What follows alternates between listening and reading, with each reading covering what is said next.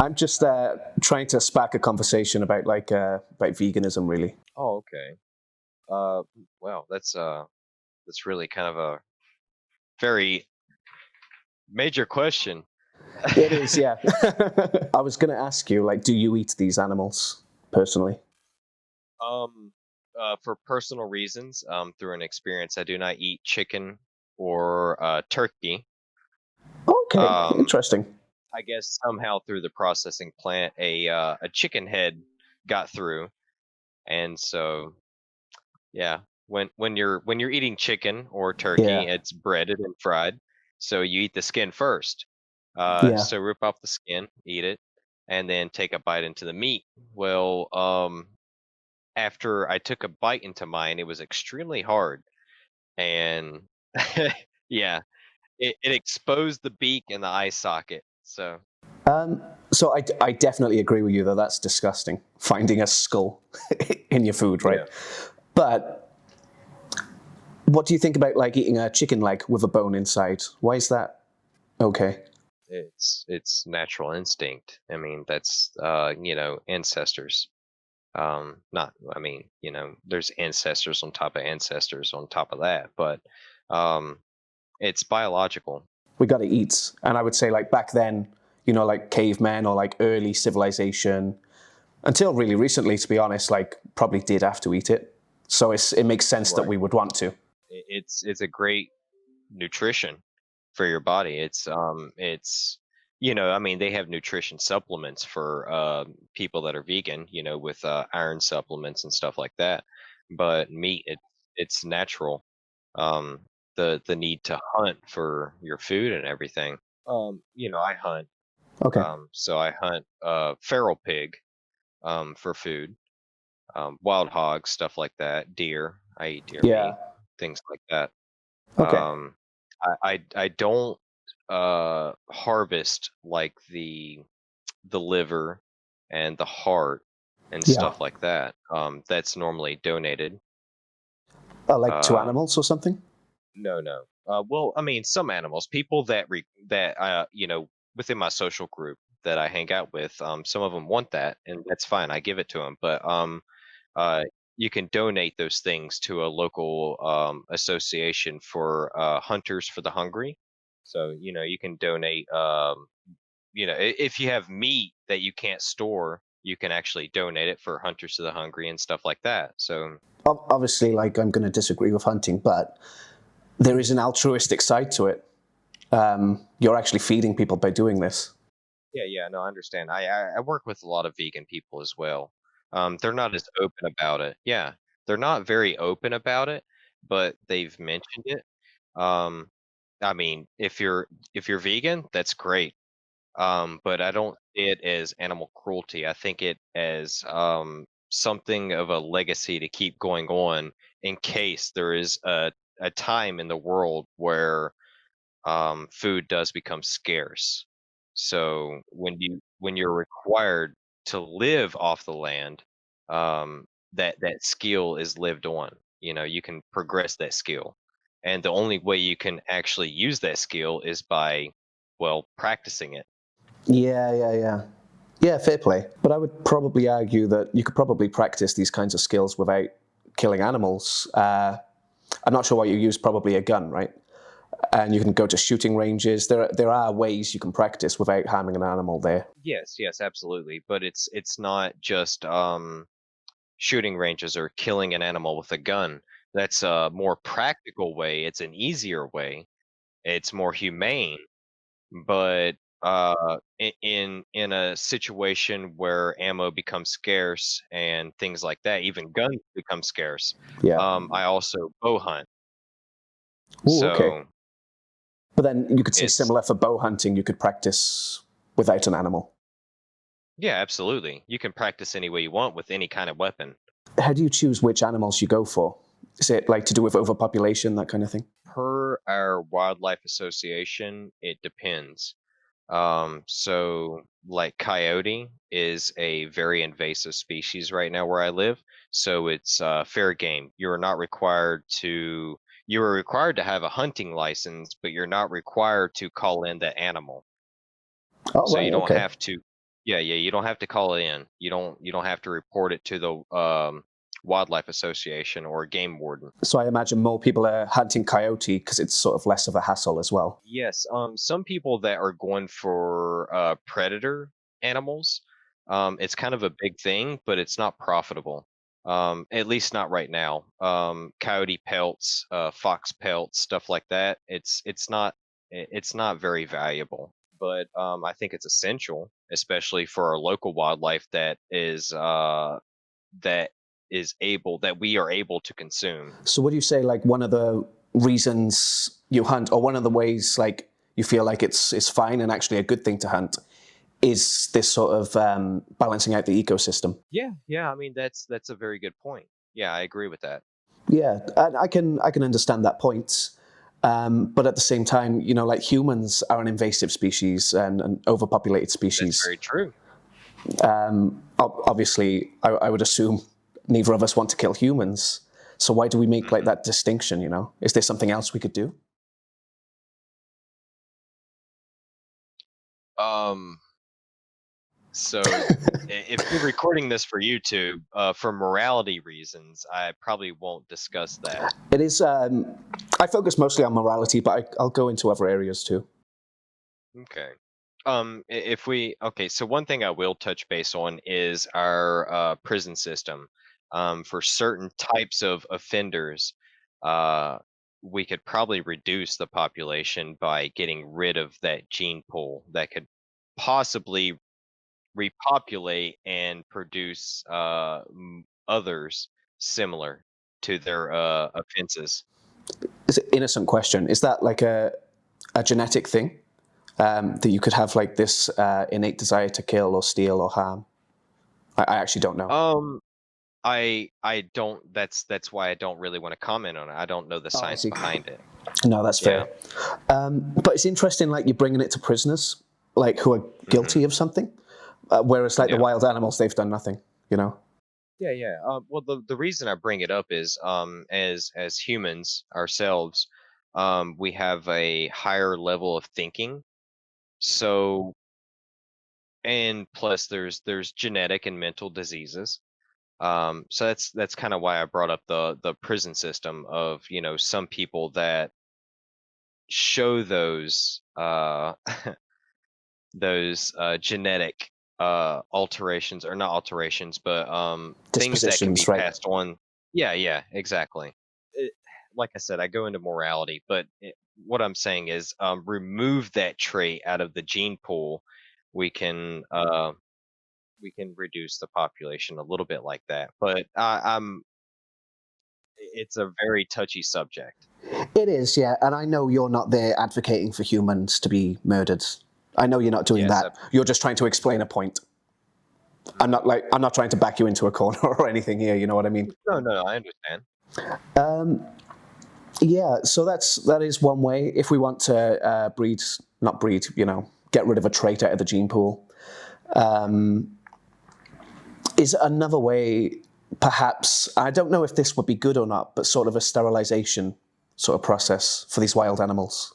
Sterilizing animals. So, or do you mean invasive species, or Yeah. Well, the same species that are supposedly causing a problem for the ecosystem. okay? So you mean like, in some states where coyotes are more populated than deer and elk and stuff like that. Yeah, like I'm not too well versed on like what people can hunt and why, and I'm not actually from the US either. No. I just mean, you have got environmental hunters. You do have these Yes. people who do it for environmental reasons for the ecosystem. Yes. So I wonder if those same animals that they hunt, could they not sterilize them instead and get the same result? Trap them and sterilize Yeah, them. I'm not saying like Um, that's great, but I just think personally, I think that's better than killing. yes and no, because so if we go for wolves, for example, wolves generally don't go for deer unless they're in a pack. And so, most wolves are in a pack. But if a wolf is just venturing out around, they come across a rabbit, squirrel. or things like that. Um, so if we started youth or not using, I'm sorry, that was the wrong term. Neutering uh, wolves in this case, then the population of wolves reduces. Then that means overpopulation of deer.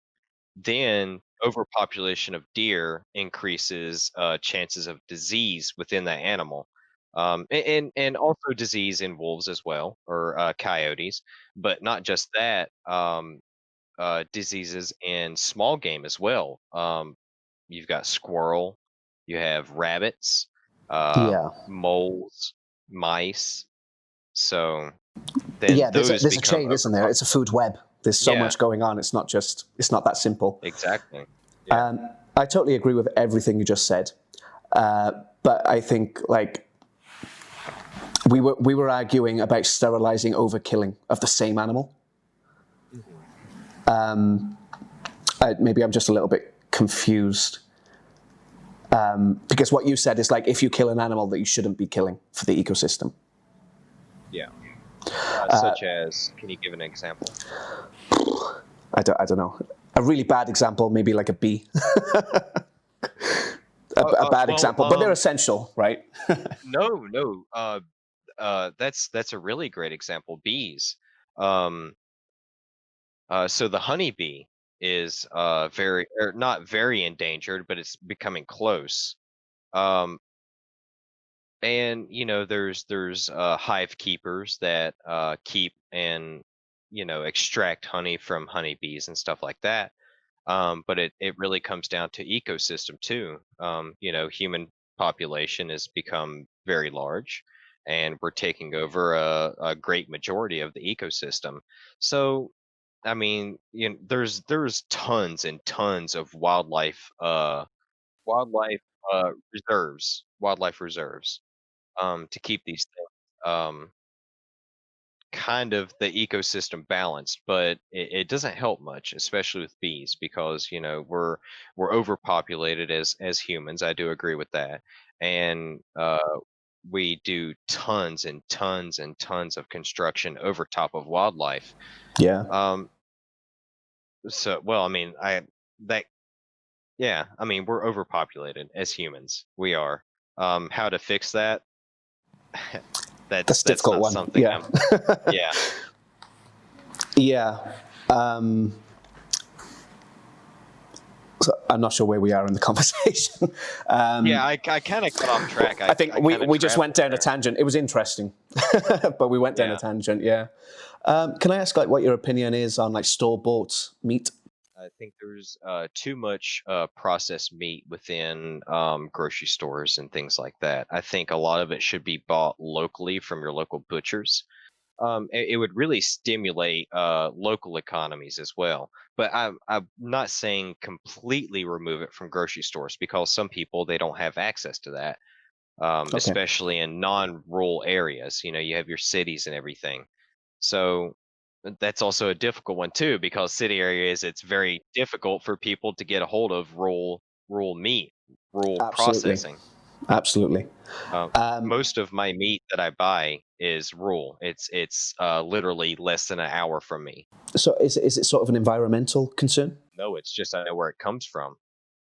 I know exactly the people that raise the cattle, and the people that process the meat.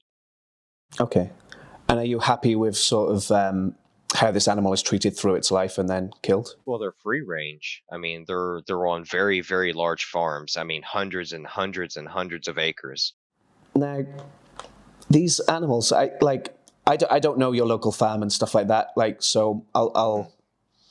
I'll accept like maybe it is like like a really actual high welfare farm, but these animals are still being killed at a fraction of their lifespan. You know? So the meat that I purchase is actually from older cattle.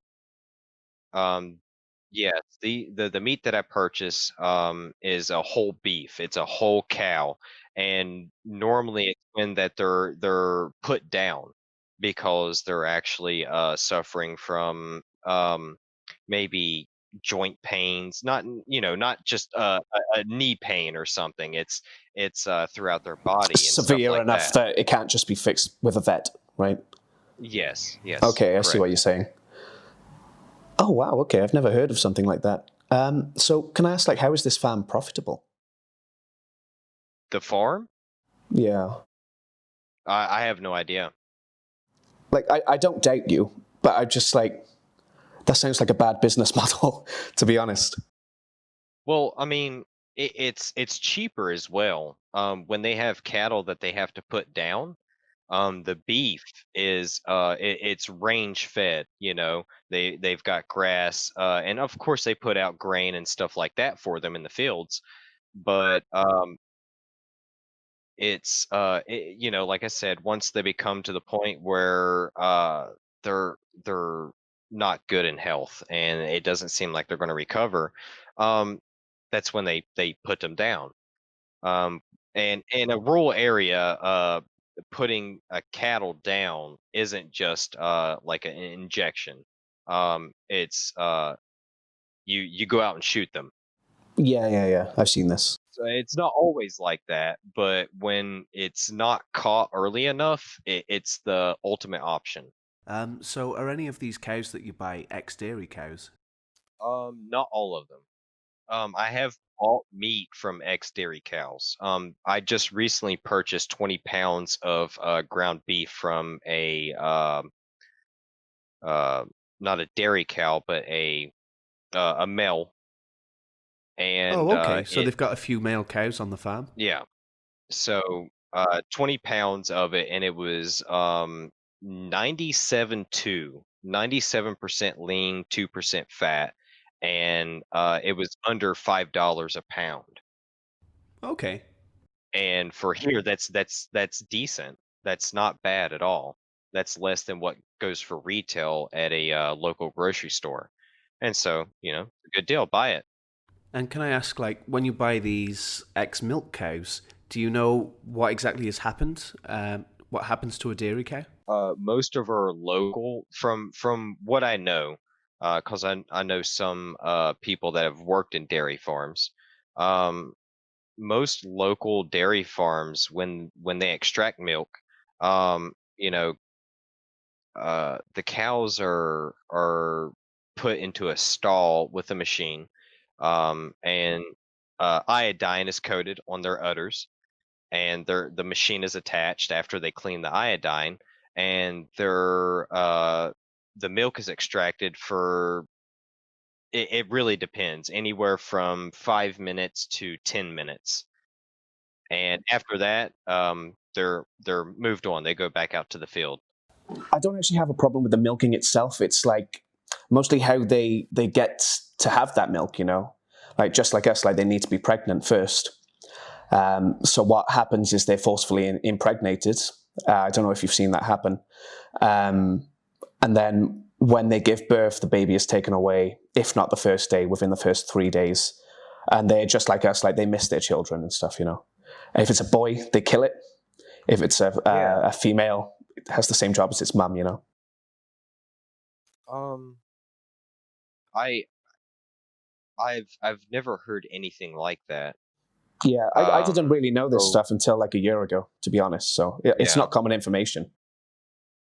honestly, I I would, like I said, I work with a couple of people that worked on dairy farms, so I would feel more comfortable answering that question after I talk to them. I would Absolutely, like the yeah. actual real information from actual Get it farmers. from the source. Yeah, I get that. Yes, yeah, exactly. And then Uh, what usually happens, and maybe it's different on this farm, is a cow can live for 20 to 25 years, but they're usually killed at about, like a dairy cow is killed at about 4 years old because the amount of milk they're producing is no longer profitable. And that's the issue vegans take with milk. See, that's really hard for me uh, because I eat a lot of beef, I eat a lot of pork and stuff like that. Yeah. So it's not for me. It doesn't seem like it's unnecessary to kill at that age. If it's true, I don't know if it's true. No, fair play. Uh, but if it's 100% absolute true, um, it's harvesting. for me. Okay. If it is true, could you explain what you mean? it's Sorry. harvesting. So if the animal is at its peak for producing extra materials, such as milk, and it cannot produce any more, then well, we harvest the source for extra material, for feeding us. But in today's society, I do agree that that a lot of people would seem to think that that's very unacceptable, and to a point, I can understand, Yeah. especially the food sources that we have now.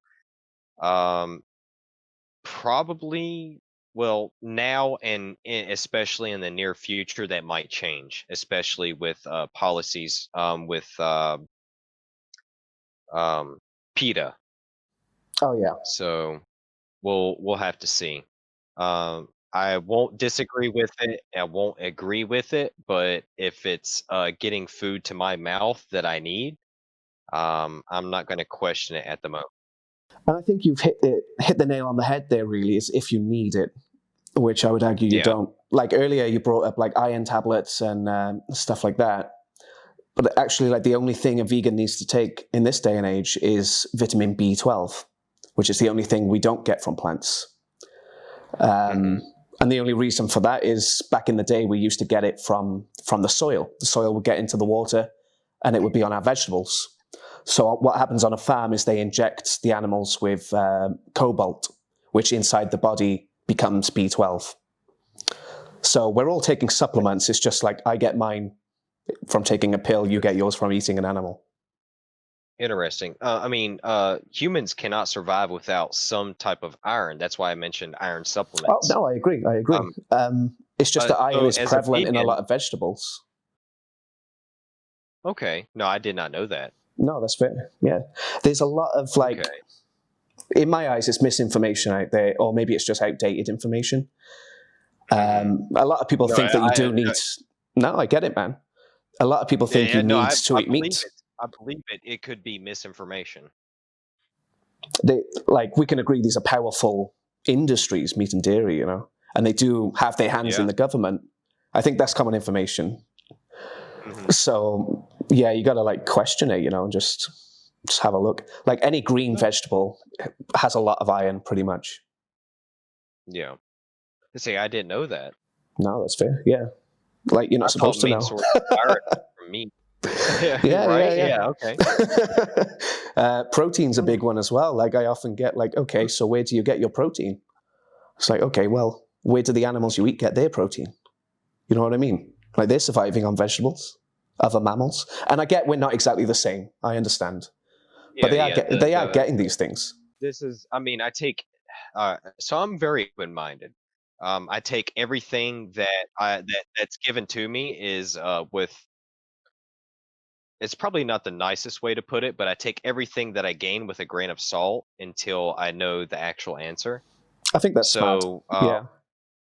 yeah, I'm taking in everything you're saying, but I would like to research it more, and it's Yeah. I've never had a reason to research it. So, I'm really glad I have this chance to talk with you.